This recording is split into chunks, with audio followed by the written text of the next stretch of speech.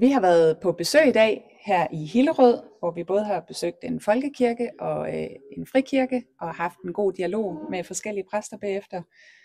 Og jeg synes, det har været meget, meget berigende at høre, hvilket stort arbejde, der foregår i kirkerne bredt for at engagere borgerne generelt, men også tage sig af alle mulige forskellige samfundsopgaver. Noget af det, der virkelig har gjort indtryk på mig at høre i dag, det er, at man har lavet et fællesskab i Hillerød, der hedder Kirkekær, hvor man om natten går ud for at skabe tryghed i nattelivet for unge og andre mennesker. Det synes jeg er helt fantastisk.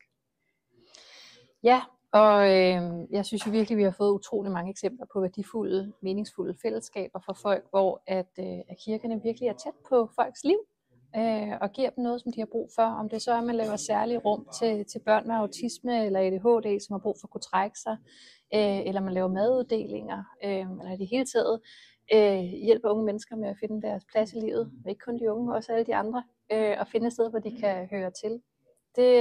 Det synes jeg er, jeg tror, værdifuldt, meningsfuldt.